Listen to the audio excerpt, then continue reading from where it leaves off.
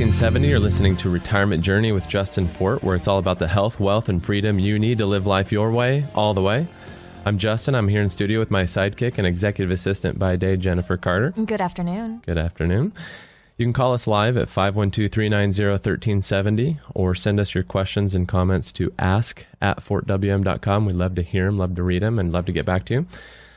We're going to have an amazing show today. We talk a lot about Social Security, and you know why? Because it's important. And we find still many people that have been to maybe even some cases 2 or 3 seminars, or maybe even 6 other financial professionals. They're still getting a lot of this wrong when it comes to how properly to file. You know, it's more than just looking at your own record. It's considering spousal benefits, switching strategies, delaying, all these things. You know, when you're deciding Social Security, it can be one of the most important financial decisions you ever make, and it is irrevocable. You can't take it back, especially after a couple of years. And, you know, for many years, the conventional wisdom was that claiming Social Security benefits as early as possible at 62 is the best idea. You know, it's not probably your best decision. It's not what you probably ought to do. For some people, maybe it's the right thing to do. But you're going to want to stay tuned to hear Brian Doherty reveal his groundbreaking Social Security strategy as we discuss Getting Paid to Wait. It's his book. And so we're going to get to Brian Doherty here in a minute. But first, you know, on that topic, I just want to make a statement about what I've been seeing in my office with folks I'm working with. I've got a gentleman that I started working with back in January. He's not a client yet, but when I say work with him, I mean what we're trying to do is assess his financial needs and goals, the products that he owns, and he's got a variety of different tools that he's trying to use to really make his retirement dreams a reality. One of those tools happens to be life insurance, and he's using the life insurance policy, which, you know, a lot of people do, really for future guaranteed income that's tax-free to some extent. Guaranteed, what I mean guaranteed from market loss. So he's using, you know, fixed indexed type universal life policy. Not to get too complex, but I just wanted to let you know that he expressed this week to me that he had visited with a former financial professional, not the financial professional that set up this particular policy that we're actually trying to analyze for him to check the health of it.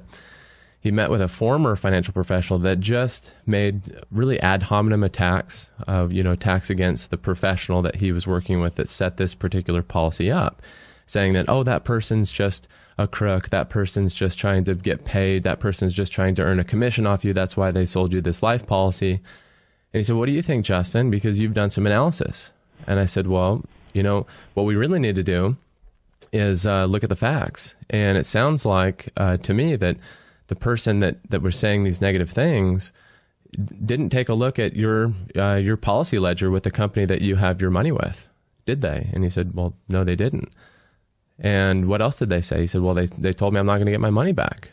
I said, well, you know, I've got a specialist that we've been working with to analyze your policy. I've got the ledger right here. We can take a look at it. But you know what? It looks like you're going to get your money back. And I can't sit here, and I'm not the one that wrote this policy with you, or we didn't get it through our firm. But I'm going to shoot you straight and let you know that really, according to the ledger from the company you've got, it looks like you're going to get your money back. Of course, the company's rating is still strong. They've got their reserves, and there's nothing that looks to us like you're not going to get your money back. It doesn't look like a situation that you should be concerned about with this other financial professional that set this up for you. Like in the sense of they're taking your money. Really your wishes were you wanted future stream of tax-free income or source from this policy, and it looks like that's kind of on track. Now, whether or not that policy is the most competitive or the rates are the best there and things like that, we can take a look at that. But you've just got to be careful with advice from people that don't have the facts right in front of them. And I'll tell you, I don't give recommendations or advice. I'm very careful with that until I've got the facts laid out. It's kind of like that old show, Dragnet, Just the Facts Man. You may or may not remember that. I do. And so that's the way we try to operate there at Fort Wealth Management during the week. And I just want you to be aware that there's a lot of people giving advice and recommendations that don't have your facts in front of them and don't have maybe the ledger balance of your life policy or the policy that you've got with your annuity. And they may not fully understand your filing strategies because they don't see, with respect to Social Security, They don't see your statements in front of them, and this may not be their area of expertise. These same people also told this gentleman I've been working with since January that he ought to just go ahead and file with Social Security as soon as he can, right at age 62, and then take the remaining money he's got and just invest it in their mutual funds. Well, you know what? There's more to it than that. And that's why I'm excited to have Brian Doherty on today so we can clarify some of the things that you need to be considering when it comes to Social Security so that you can get the right advice, right recommendations, and know what's at stake. Jennifer, can you tell us a little bit about Brian? Absolutely. Brian is president of Philtech, a consultation company specializing in Social Security claiming strategies that help retirees maximize their Social Security income. He's author of Getting Paid to Wait, Bigger Social Security Benefits the Simple and Easy Way.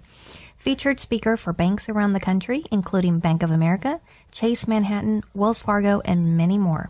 Brian received his bachelor's in accounting from Elmira College and an MBA in finance from Syracuse University. Hello, Brian. Welcome to Retirement Journey.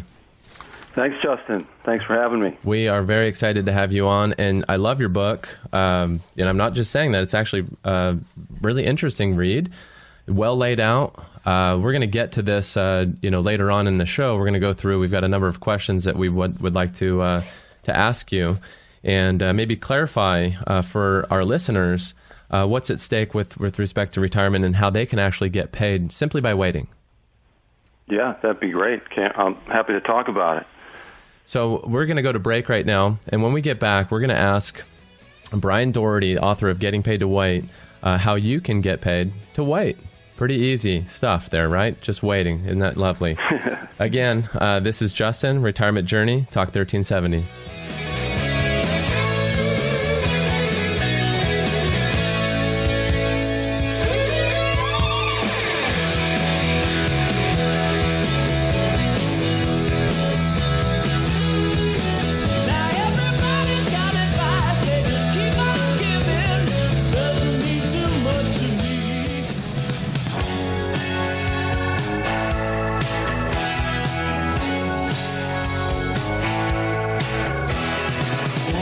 Talk 1370. You're listening to Retirement Journey with Justin Fort. You can call us live at 512-390-1370 or send us your questions, comments to ask@fortwm.com. That's ask@fortwm.com. We're visiting with Brian Doherty, author of Getting Paid to Wait, how to maximize your Social Security benefits and how easy it is to just wait. And Brian, before we went to break, we didn't have a much of an opportunity to really kind of set the stage for who you are and what you do. How did you get into this area, and how did you get the motivation to decide to write this book? Great question, Justin. And I had been in financial services for about 25 years in a number of different capacities. The last 13 years I worked at New York Life, but really more on the investment side as opposed to the life insurance side. And the last 6 years I had this great experience of going around the country and working with a gentleman by the name of Farrell Dolan, who created the retirement income planning process at Fidelity, which was incredibly successful, brought in tens of billions of dollars of new assets every year for them. Really simple process. And I didn't know Farrell, but I knew of him, and I heard that he retired and he was only 57 years old. So I called him up and introduced myself and asked him if he still wanted to do some stuff, and lucky for us, he did. And I had the pleasure of working with him for the next 3 years and probably doing at least 200 meetings where we went around the country and we trained literally thousands of financial professionals on the challenges that people will face once they retire. Not saving for retirement, but once they retire. And, of course, the biggest challenge is longevity, or the risk of living too long. But it was during that time, Farrell gave me a lot of research and on retirement income planning. There's a ton of it out there. College professors with PhDs write it. And I learned about these challenges, and in a lot of that research there was information on Social Security. And for the first couple of years, I'll be honest with you, I kind of skipped that part because I didn't think it was that important, and I really didn't know anything about Social Security. Mm-hmm. And then I continued to read the research because I was fascinated by it, and I said, well, let me read some of this stuff about Social Security. And from the moment I started to read it, I was literally blown away because I had no idea how the program worked. I didn't have any idea about the features it offered people or what I think are some incredible things that it allows people to do to maximize their benefits. And I also knew, because I went around the country and I attended a lot of industry meetings, and there were outside speakers from all these different financial institutions talking about a lot of different topics, and nobody talked about Social Security. So I knew financial advisors didn't really know much about it, and as a result of that, most people in general knew little to nothing about it. And I realized also that in talking about the issue, the challenges people face in retirement, Social Security touches all of them and makes them easier to overcome, only if people make better claiming decisions. And that's when I decided, and I have to go out and educate people so that they know these things before they decide. And they need to know these things so they can make a better decision. I wholeheartedly agree with everything that you said, Brian. I believe that early on in my career, the same thing was the case. I didn't understand Social Security so much. I really started career working with educators and really understood the teacher retirement system and maybe the employees retirement system a little bit more than Social Security, and really didn't grasp until years into doing that kind of work for people how much more complex filing with Social Security is when you're looking at kind of the 10,000-foot view of an overall long-term retirement plan, when you're including things like longer life and sequence of inflation and taxation and things of that. It can get very complicated, and I don't know how really anyone out there, unless they really dig in and study themselves, read your book, really go and do a lot of their own research, can put together a plan, a complete retirement plan on their own. And include in that plan the very best filing strategy so they can get the most money back out of Social Security. It's important to have people like you. So kudos to you. You're right with that, and I think that a lot of people think Social Security is very complicated and complex. They talk about there's over 2,800 rules and regulations, and some websites will tell you there's literally tens of thousands of different combinations that a married couple could choose when claiming their benefits. So they kind of get confused, and maybe they scare them away. And what I realize in doing my research is that, in general, people don't need to know all of that stuff.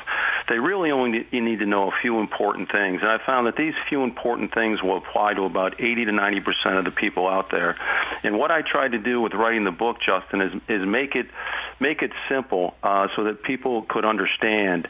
And first of all, understand how important this decision is, and then make it simple for them to make a better decision and greatly increase their Social Security income, which is guaranteed lifetime income. You're going to receive that every month, every year for the rest of your life, and every year it's probably going to go up a little bit because of the COLA feature, which is an incredibly important feature. So try to make it simple. I think I did that. That's the feedback I'm getting, so I'm really excited about the book. Right, and Social Security's had a pretty good track record with COLAs, at least, much higher than I think a lot of people really are aware of. And that's one thing that we do when we have our seminars is we try to include some pieces there just to prove to people that these COLAs have taken place in the past, what they were, and how that's an important factor when it comes to retirement planning, income planning. What I really love about the book is you break down the why weight factors, and you've got 9 of them. You've got some information on claiming early, claiming late, claiming suspending. So I want to get into some of this, and I really was fascinated with the tax benefit section when we're talking about dealing with IRA withdrawals, delaying Social Security, and you kind of break it down for the reader as far as, do they claim at 62? If they need I think your example is 60,000. Income, how much will they have to take from their IRA to make up for that difference, and so on and so forth, and what are the tax implications of that? A lot of people are confused about provisional income and what that means, but we're going to we definitely want to get into a lot of that. And I just wanted to remind our listeners that if you're just tuning in, you're listening to The Retirement Journey with Justin Fort, where it's all about the health, wealth, and freedom you need to live life your way, all the way. You can call us at 512-390-1370 or send us questions and comments to ask@fortwm.com. If you've got a question for Brian Doherty, feel free to give us a call.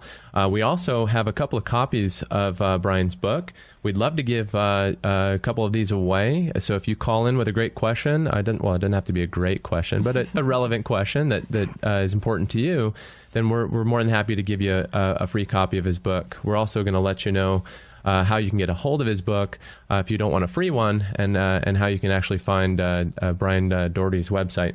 So, Brian, Jennifer's got a question for you. Yeah, what options does someone have when claiming Social Security? Yeah, well, the basic options are you can claim anytime between age 62 and age 70. So there's this 8-year difference. And, you can claim at any age in between, too, 63, 64, 65. But why would anybody wait until age 70 when they can claim as early as age 62? Why would they wait those 8 years? Well, if you wait until age 70, the size of your benefit is actually going to be 76% bigger than the size of the benefit you would have received at age 62. Now, I think people in general realize that the longer they wait, the bigger their benefit is going to be.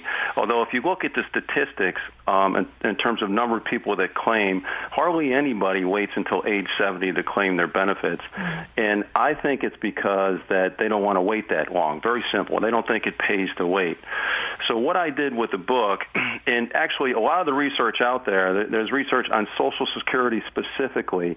Again, these college professors with PhDs and these math geniuses that crunch the numbers, they're almost overwhelmingly unanimous in their conclusion that people should wait as long as they can, ideally to age 70, to claim their benefits. But again, hardly anybody does. And I say my theory is that people don't think it pays to wait. Well, what I did with the book is I show them the one strategy for their situation that'll pay them the most amount of money while they wait to maximize their benefits at age 70. So while they're waiting to maximize the benefits, they can still receive income from Social Security while they wait. Many times it's a substantial amount of income from Social Security. So it makes it easier for them to make a better decision. Takes the edge off. What I found is hardly anybody knows that they can do this. Yeah, and Brian, I want to add to what you're saying that people we find that a lot of people just don't see the value in it. And my opinion, I really believe it comes down to the fact that it's very difficult for most people to understand the value of an income they can't outlive. Oh. That's really what I see is the factor. And when we look at how much money it takes, in retirement assets, let's say we take an IRA or a Roth and we say, okay, we've got $500,000. How do we produce an income that you and or your spouse cannot outlive? Can we add inflation protection on there to some degree, some COLAs, right? How much is that going to cost us? Or how much income can we get from that $500,000 if you're age 65 or 66 or 70, right? And when we look at the marketplace in the annuity spectrum out there, and we do this all the time, it's very, very difficult, if not impossible, to really beat Social Security when it comes to the benefits that Social Security provides through delay. Justin, you're absolutely right. And when you add in the COLA feature for Social Security, look, my last 6 years I was involved with the guaranteed lifetime income products at New York Life and building that business. We were very successful. In fact, we sold more of the immediate annuities, the SPIAs, the income annuities than anybody else. What really bugged me is that we had inflation options that people could purchase. It cost them extra. And I, as you know, in retirement, inflation is a big thing. It's one of the biggest challenges to keep up with inflation in order to maintain your quality of life and standard of living. It's expensive to add it. Yeah. We have these inflation options, but hardly anybody chose them because they thought they were too expensive. Because it did increase the amount of money they would have to put in if their income stream was going to go up by even 3% a year. So the fact that Social Security gives you this COLA, the cost of living adjustment feature to keep up with inflation, and actually it's one of the best there is, and they give it to everybody for free, it's an incredible feature, and people should look to maximize the benefit of that, and hardly anybody does. Yes, and I believe that, and I have my retirement income certified professional designation through the American College, and that coursework was really all about this area. How do we not run out of money? How do we position the right kind of assets and tools into an overall portfolio for somebody so that they can reap the most reward in the form of income and not outlive it? And what we've found every time is that delaying Social Security was unbeatable. we couldn't find another way to do that. That doesn't mean that we also should just ignore other assets and how to put those together. But I think that people are leaving a lot on the table when they ignore or don't understand really the value of a guaranteed lifetime income. And I think that's one reason why there's a lot of negativity on annuities and other things like that. But, when I ask, before we go to break, I got a break here in a minute, but just wanted to make this point before, when I talk in my seminars or with folks that have a teacher retirement pension or they've got an employer pension somewhere, those pensions don't increase with inflation. And if I were to ask them how much it would require for me to get, to give them, to buy that pension from them, they say, well, there's no amount, I'm not going to sell it. It's got to be millions, even if they're getting $30,000 a year, so it's a strange kind of conundrum. And we're going to go to break here, but when we get back, we're going to talk more about these why wait factors, more about your book. I love it. And we want to stay tuned to listen to more about this. And we'll be right back. And my name's Justin Fort, Retirement Journey, Talk 1370. Send a letter on a long summer day.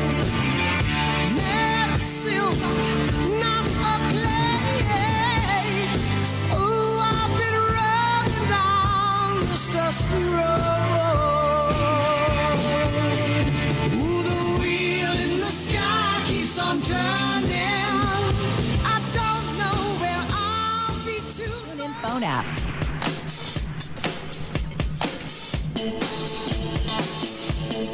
This is Talk 1370. You're listening to Retirement Journey with Justin Fort, where it's all about the health, wealth, and freedom you need to live life your way all the way. I'm Justin, and I'm here in studio with my sidekick, Jennifer. Hello. And we are visiting with Brian Doherty, author of Getting Paid to Wait, How to Maximize Your Social Security Benefits. And, during the break, we were listening to the advertising there, and it looks like Clark Howard just confirmed everything we were saying, Brian. So I guess we're done. Going to 70 might make a lot of sense, right? So even Clark Howard thinks so. And many, many other professors, as you've noted. In your book here, looking at why wait factor number 9, tax benefit, that was really great that you kind of light-itemed out age 62, someone taking Social Security benefits of $27,000 a year and then having to withdraw $33,000 from an IRA to produce an annual income of $60,000 that they would need, or taking at 66, pulling $36,000 a year from Social Security because that grew or matured to that amount, their full retirement age benefit, and then withdraw $24,000 from their IRA to produce that $60,000 income, or wait till 70 and take a $47,520 income a year, withdraw $12,480 from an IRA for a total income of $60,000. And the reasoning behind that, really, Brian, can you explain to us the comparison there and why you're showing that? I'll be happy to. Fantastic. I read there were a couple white papers, research papers on this, and I had never seen this before. And basically, what it said, if you have income in retirement of say under $100,000, and you have accumulated assets or savings that you're going to pull money out of to generate the income that you need to maintain your standard of living. The example I used was $60,000. They had a $60,000 income need. And the incredible thing about this situation, Justin, I really didn't believe it. Sometimes you read these research papers, but in real life it doesn't really work the way it's supposed to. Right.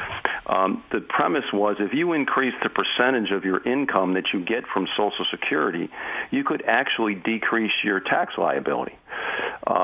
So what I did was I took this scenario. I went to the gentleman that does my taxes. I had him plug it into the piece of software he uses, to do all this, and it came out exactly the way the professor in the paper said it would come out. That as you increase your Social Security income, the example you just gave, and I have this simple chart in the book, where you go from $27,000 of Social Security income up to $6,000 of Social Security income.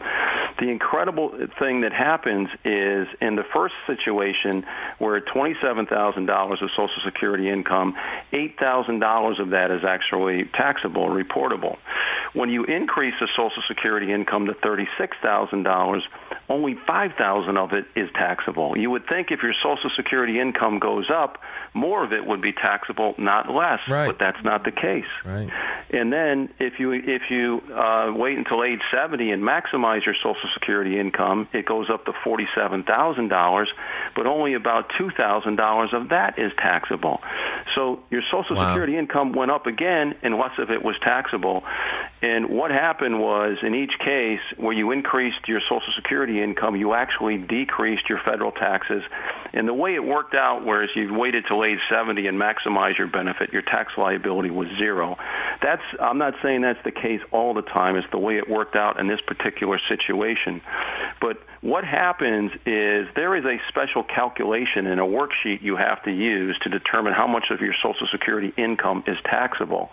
When you put all the sources of income on that worksheet, when it comes to Social Security, you only use 50% of your Social Security income.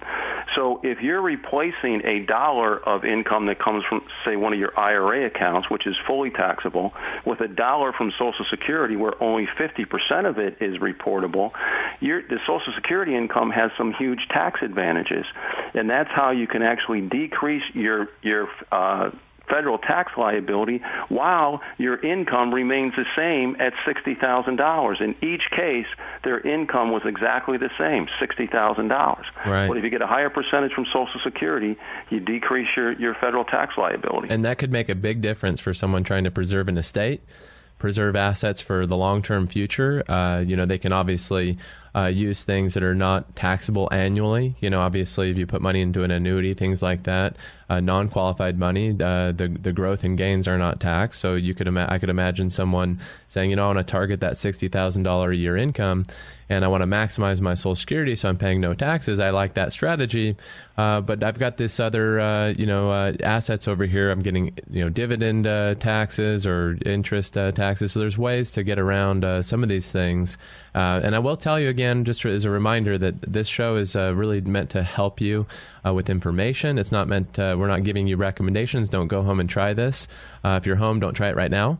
But it probably would be a good idea for you to visit with a financial professional that knows what they're doing and can sit down and look at your situation. But make sure you find somebody that's well-versed in this that can really give you the proper advice and shoot you straight, not just give you, how they feel about it or what their friend did, something like that. So what we love here, Brian, about the book, what I love is that you break this down in a simple way. I would encourage everybody that's listening to get a copy of Brian's book and read through it, because when you do, especially if you come in and visit with me and I start to talk to you about Social Security and why you ought to do this and that, you're going to understand why I make recommendations that I make, because really I've made a point in my practice not only to be independent, but also to aspire to utilize the research that exists to back up any recommendations that I make as a financial professional.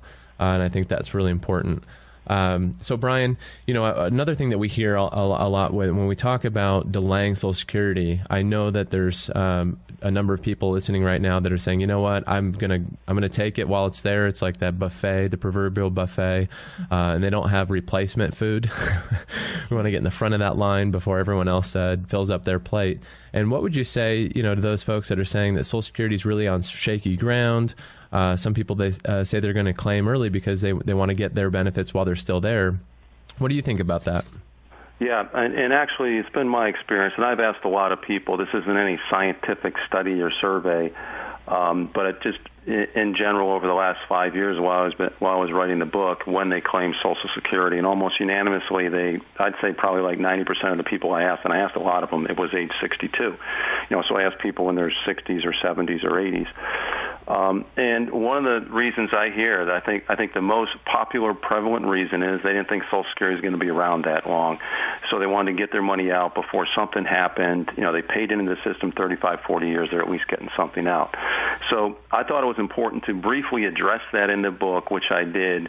And what I did first, Justin, was I looked at what's the worst case scenario. What if the government does nothing to fix the funding issues for Social Security? Well, here's what happens. And actually, the new trustees report just came out yesterday, and the situation got a little bit better. It used to be by 2033 they were going to have to reduce everybody's benefits by 25%. They just reported that, and that has actually moved up to 2035. So 20 years from now, if the government doesn't do anything to fix the system, they'd have to reduce everybody's benefits by about 25%. So everybody would get 75% of what they thought they were going to get. But once they do that, they can make all the benefit payments through the next century, so the year like 2100 or pretty darn close to it. And whenever I tell people that, they're like, really? That doesn't seem that bad. But nobody wants to have their benefit cuts. So what are there are some simple things that they can do. Some people may not like them because it involves increasing taxes a little bit. But most people pay FICA taxes, and the FICA taxes from your paycheck are the taxes that fund Social Security. Right now, that rate is 6.2%. According to that trustees report, they would have to, if they simply increase that rate from 6.2% up to by 1.35% percentage points, right, less than a percent and a half, they would fully fund Social Security for the next 75 to 100 years without any benefit cuts. Impressive. The other thing that they could do is, in regards to the earnings cap, once you earn over $118,500 in 2015, they stop taking out the FICA taxes. And there are only 6% of all the people in this country that exceed that amount, exceed $118,500. If they simply eliminated the earnings cap, you would solve about 90% of the Social Security problems without any benefit cuts, also for the next 75 to 100 years. And some of your listeners would probably say, hey, I don't want that to happen. I like that nice bump in pay after I exceed that earnings amount. They may not like it while they're paying the taxes, but I can almost guarantee you they'll like it when they retire and claim Social Security, because their benefit is going to be a lot higher as a result of that. In fact, one of the reasons they put the earnings cap in to begin with was to make sure that people didn't earn too much money from Social Security when they retired. I say, look, let them earn whatever, $150,000, $175,000 a year. If it fixes the system for the next 75 to 100 years without benefit cuts for anybody, I say that's a good trade-off. Wow. And that's Brian Doherty, author of Getting Paid to Wait, How to Maximize Your Social Security Benefits. And you're listening to Retirement Journey with Justin Fort, where it's all about the health, wealth, and freedom you need to live life your way, all the way. We're going to go to break now. We're going to come back with Brian. We've got some more important topics related to Social Security that matter to you and your family. We'll be back here in a minute. I'm Justin, Retirement Journey, Talk 1370.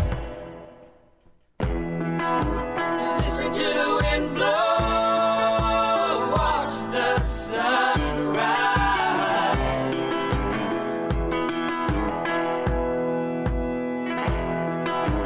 Run in the shadows.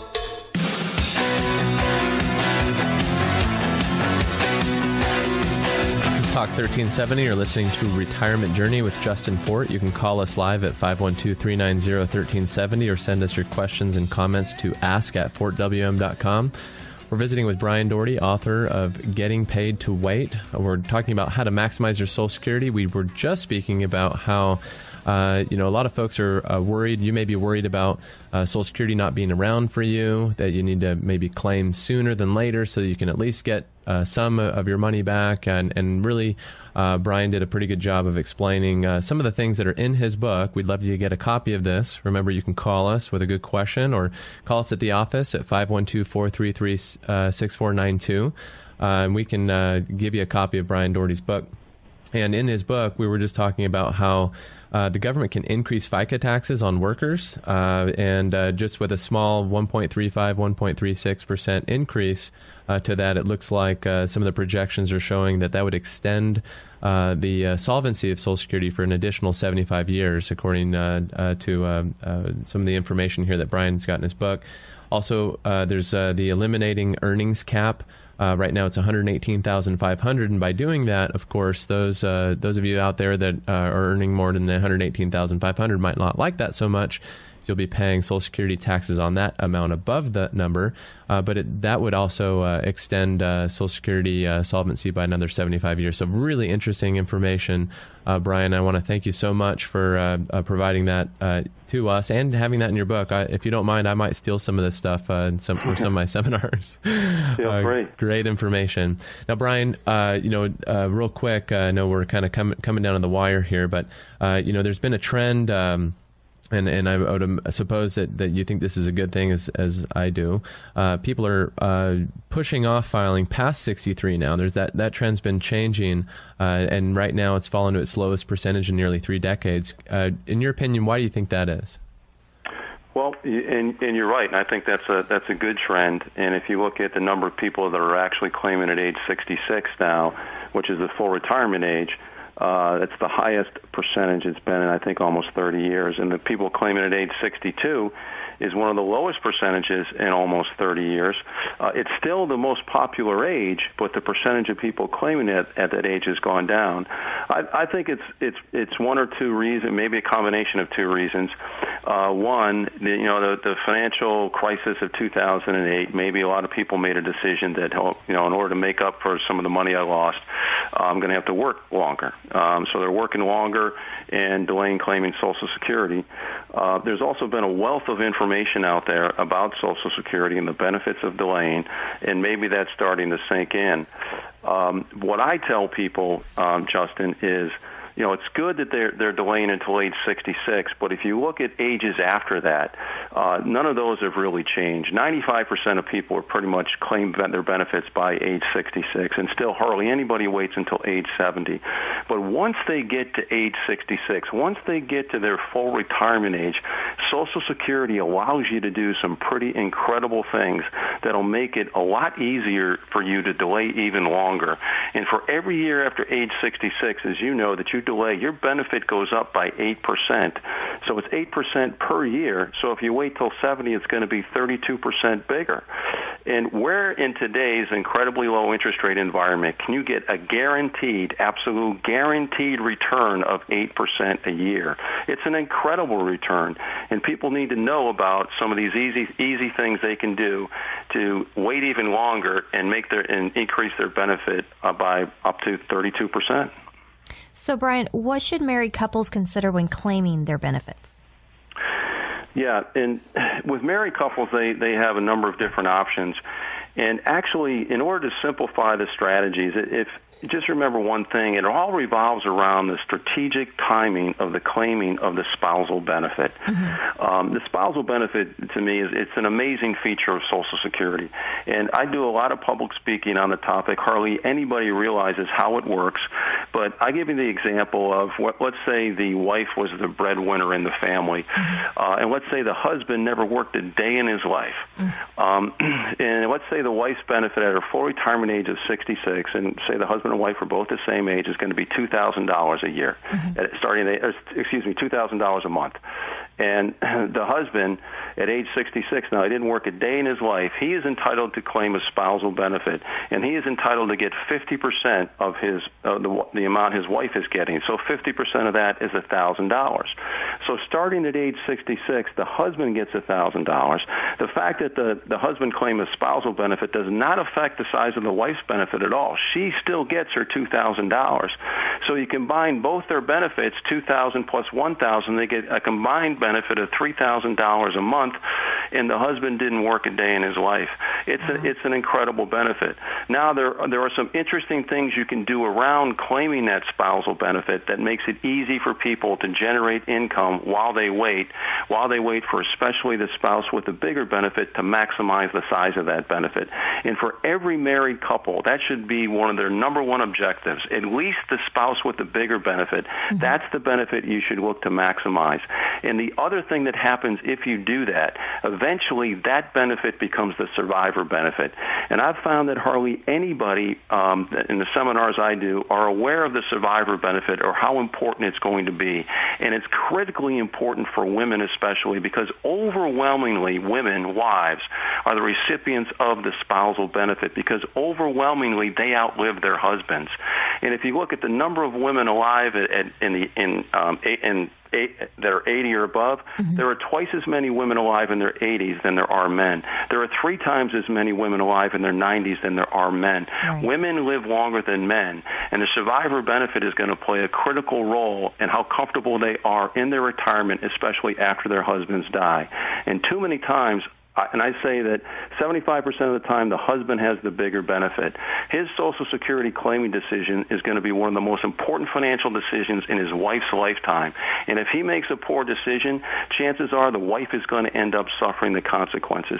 And a poor decision is claiming their benefits too early. A lot of them still claim at 62. And not only do they lock into the smallest benefit while the husband is alive, but after he dies, he's going to leave his surviving spouse, his wife, with the smallest survivor benefit possible. And so many times in this country, women struggle after their husbands die because he made a poor decision. And I call this the silent crisis.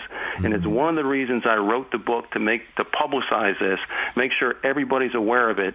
And the one way to greatly decrease the size of this crisis is for married couples to make better Social Security claiming decisions. It's really that simple. Wow, you are completely preaching to the choir here. I couldn't agree with you more. And we've had past shows where, the way I like to phrase that is, the world is full of widows that are paying for their husband's mistakes.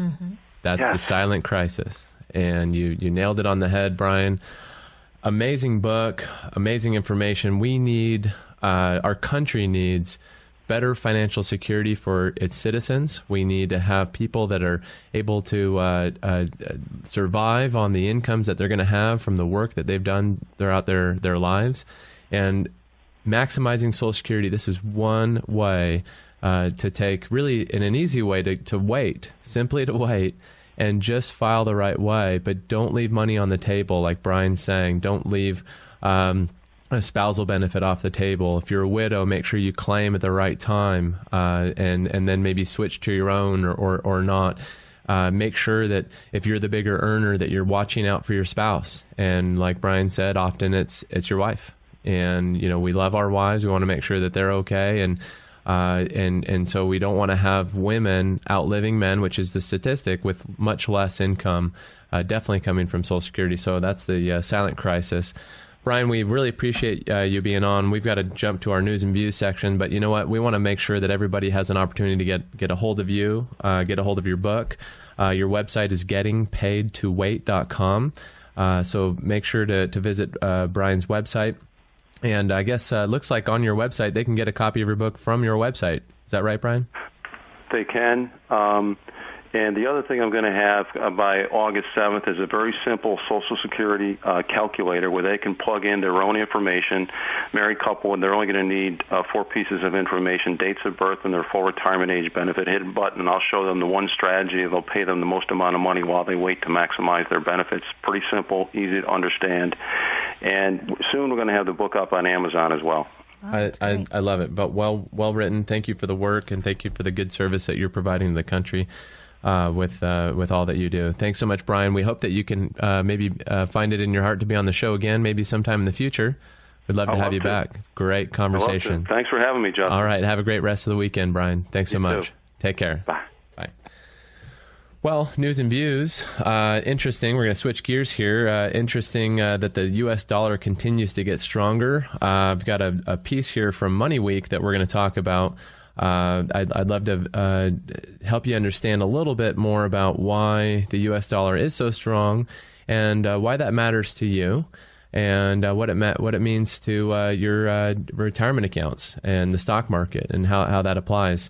We've also got this interesting article too that I want to visit with you about.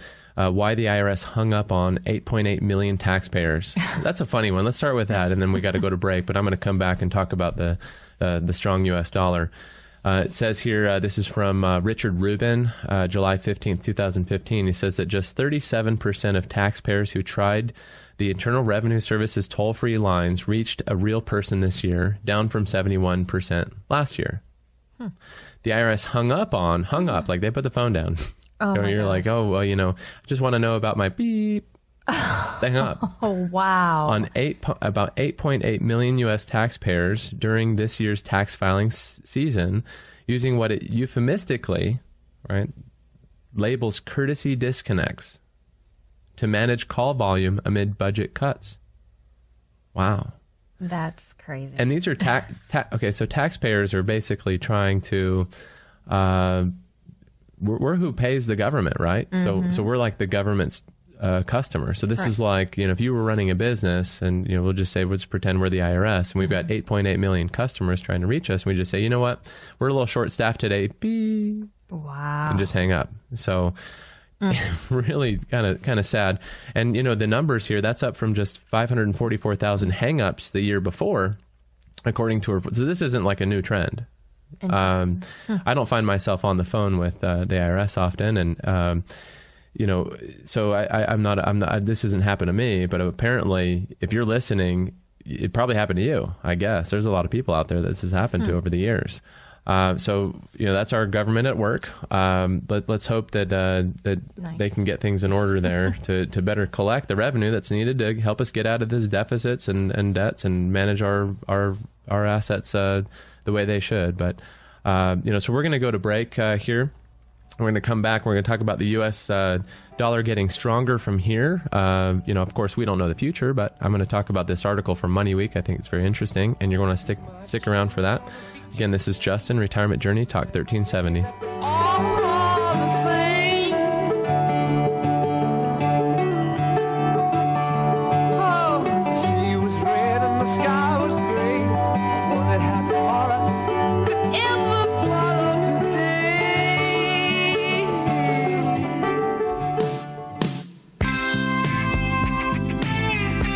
Talk 1370. You're listening to Retirement Journey with Justin Fort. You can call us at 512-390-1370 or send us questions and comments to ask@fortwm.com.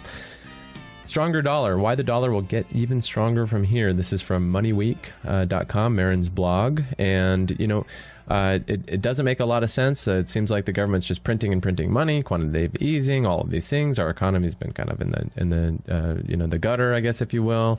How is it that we're just soaring now? We may even reach some kind of a parity with the euro. Believe it or not, there's a lot of projections that I've been reading that we might get close to $1 for $1 euro, $1 for €1. Or at least very close to it come September, August. So if you're planning a trip to Europe, that might be a good time to go there and buy all the Italian shoes and things that you wanted to fill your closet with. Other countries which went on huge spending, this is from this article, are now faced with huge debt burdens, crashed poverty markets, and wrecked banking systems. And understandably, their currencies have plunged, yet the U.S., which faces all these problems, has seen the dollar sail even higher. It's risen against the euro, as we've seen, and baffling as it may look, there's an explanation. The dollar is not like other currencies, so we're kind of special. Indeed, it's so exceptional that further gains are still perfectly possible while the crisis continues. Two major reasons they cite here. Number one, American investors are dumping riskier foreign assets and returning their money home, which of course involves selling foreign currencies and buying dollars. That's one reason why U.S. markets fell by less than the rest of the world in the first part of the crisis, right? So this is kind of a safe haven. Having dumped much of their international portfolio, the jumpiest and most leveraged investors are now having to dump domestic ones, though. So this is a concern moving forward. As this pendulum starts to swing the other way, where do you want to be? Do you want to have your money sitting in the portfolio the way it is now, or do you need to take some precautions? Just a thought. The world always needs dollars. We're the reserve currency. The International Union of Trade and Finance, as a result, the non-U.S. world always needs dollars. So the demand, right? Supply and demand. Economics explains so much of the reason why the dollar is so strong and how that strength changes over time. So even though we may be printing a lot of money here, quantitative easing, things like that, there's just so much of a demand out there in the rest of the world for a stable currency, and there's not great alternatives. And that's another reason why the dollar has been so strong. Will the dollar get even stronger? Well, despite the state of the U.S. economy, it suggests that the dollar could stay strong for quite a while as a result of the economy deleveraging and businesses and consumers spending less. The trade deficit is falling, as you can see, and they've got charts here. Pretty interesting. So this could change. So when will the dollar slide back? Well, that's always the $64,000, $1 million question, if you will. We don't know the future. No one does, but we know that these are cycles and this can happen. One possibility is that the Fed Reserve quantitative easing eventually takes effect, overcoming the drive to deleverage and allowing the money supply to increase again. And that could cause the dollar to slip. Another possibility is that the dollar loses its status as a global reserve currency, which is very unlikely. I don't believe that we'll see that in our lifetime, even though Iran would like to see that. They're trying to buy oil in euros and yen instead of the dollar, because we know oil is generally priced in dollars. So this matters to you. If you're near retirement and looking to put together a plan, you need to take advantage of, and there may not be a better time than right now, because we've got high markets, low interest rates, low inflation, a strong dollar, and you've got longevity. How do we put these things together? We want to help you do what's best for you. Just do it better if possible. And we'd love for you to come in to see us at Fort Wealth Management there during the day. That's what I do. A financial planner, certified financial planner professional, all that good stuff. We've got a fiduciary duty to you and our clients. I'll shoot you straight. Give us a call at 512-433-6492 if you've got questions about Social Security or how to put together a proper retirement plan that is going to make your dreams a reality so that you have the health, wealth, and freedom you need to live life your way all the way. Again, we'll see you next week, same time, same channel, 12:30 to 1:30. This is Retirement Journey, Talk 1370.